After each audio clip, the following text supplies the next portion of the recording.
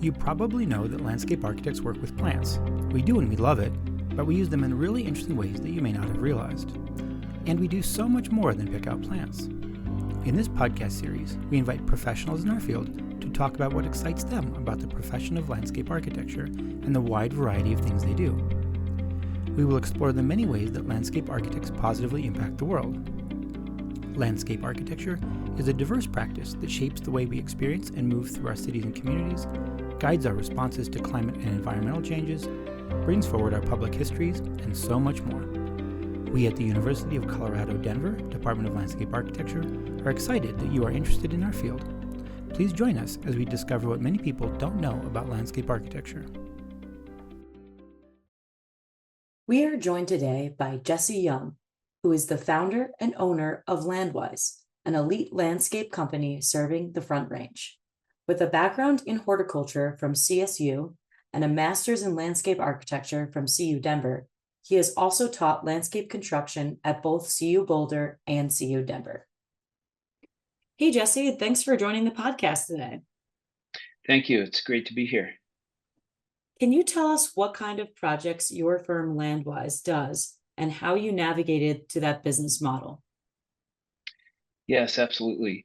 So currently we are a 100% commercial company, and we do landscape construction, installations, as well as the maintenance portion.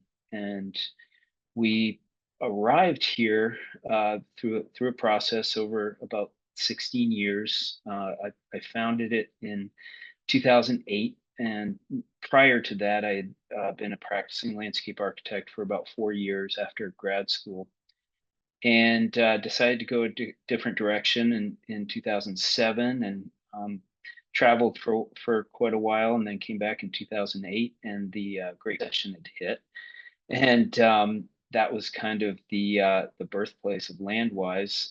For a number of reasons, I decided to go in the direction of back to construction, which I had done when I was younger, and just getting things off the ground. We were a pretty much 100% residential company at that point, and doing true design build, where I would be cranking out designs in the evening and then going out and getting them built during the day.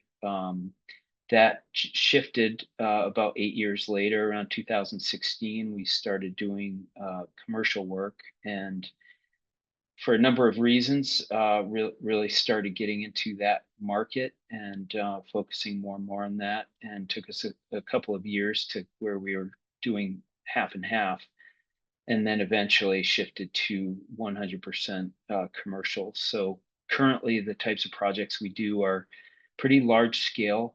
We do a lot of land development for new communities, so where we'll be doing the parks and open spaces, common areas in new communities.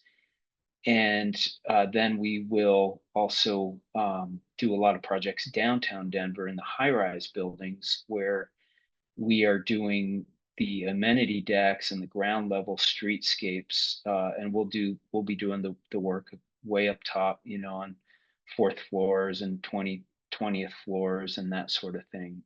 Those are pretty exciting. They're very challenging, very difficult to do. Once in a while, we'll do kind of one-off unusual things. We're currently working on a Korean War Memorial project, which is really interesting, kind of unusual for us. And sometimes we'll get into commercial green walls or green roofs as well. How does having your master's degree in landscape architecture help with this kind of work? It's really been a fascinating trajectory for me over the last 15 years to see how much that background has served me in taking a really steep turn away from being a traditional landscape architect. And I'd say that some of the biggest ways that it's helped is becoming a full-time contractor. We, at the level that we are working at now, we are building other other people's designs 100% of the time. We don't do any design work in-house anymore. We stopped that probably about a decade ago. And since we started building other, working off other people's designs for commercial level work, we've gotten better and better and better at being able to interpret the plan sets that we get and that we have to dissect in order to bid off of and then build. And that process is a really challenging one. And I would argue that it's one of the reasons that there are not that many large scale commercial contractors around, is because you really have to have a incredibly in-depth understanding of how to interpret landscape architectural plans in order to be successful.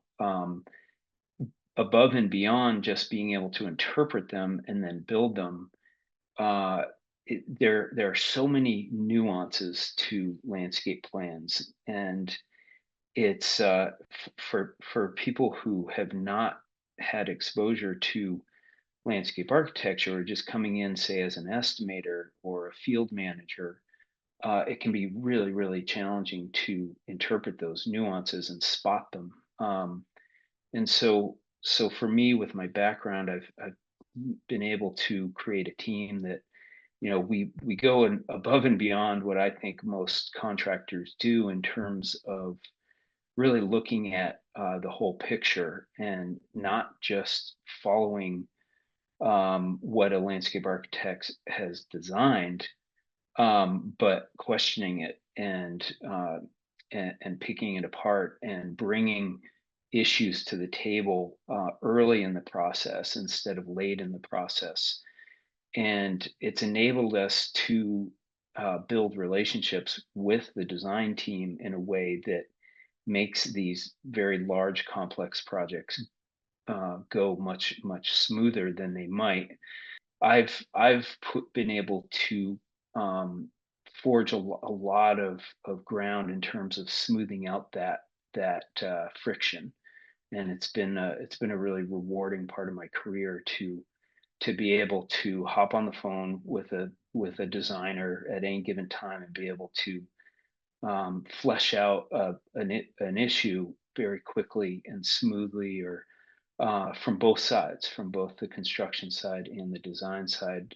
Because of that background, because of that education and experience, I can really see both perspectives in a way that is not too common, and has really served me and my team quite well. This next one's a little similar to what you were just discussing, so maybe we could just expand upon it a bit. But how did your perspective of landscape architecture change when you became a contractor? Yeah, so that's a great question, and it's really been again a fascinating process for me.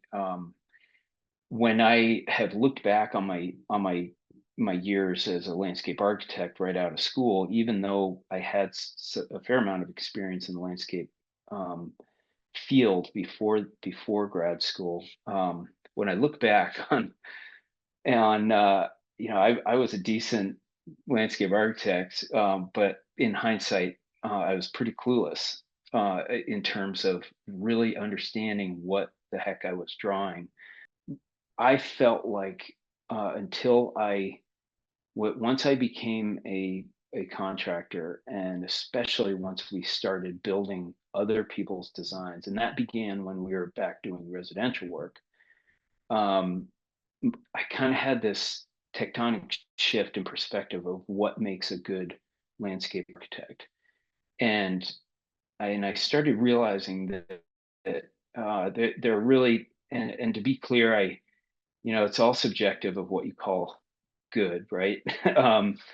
And I want to acknowledge that I consider there kind of two general sides to landscape architecture. There's the theoretical side, and there's the practical side. The practical side, I consider, that's a world that I operate in, where you are producing drawings that will be built, that will be bid and awarded and then constructed. The theoretical side is more, that's more of what I was exposed to going to CU Denver, and that's maybe more the intellectual academic side, which is absolutely critical to the field. I consider both equally as important.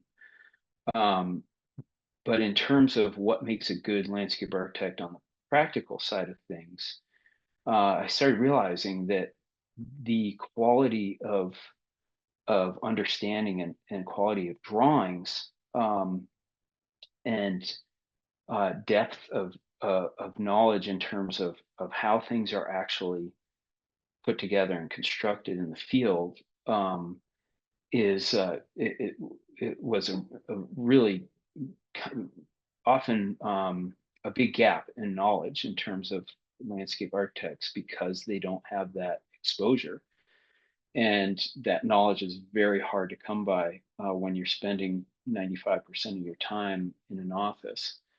And I think there are not a lot of, or not enough conversations with contractors to really kind of expand that understanding of what contractors are really looking for from landscape architects. That process is really is really, I think, not addressed enough in kind of in the office when those drawings are being. But I certainly would not have that perspective, or not to the same depth that I do, if I didn't have that background in landscape architecture. We really appreciate you joining the podcast with us, and we hope we'll talk to you soon. Yeah. All right. Thank you so much. Thanks, Jesse. Thanks for listening to our podcast, Something Else About Landscape Architecture. The Department of Landscape Architecture at the University of Colorado, Denver offers multiple paths of study to fit your career aspirations. We invite you to visit our website, ucdenver.edu/landscape, or follow us on Instagram at CU Denver Landscape Arch.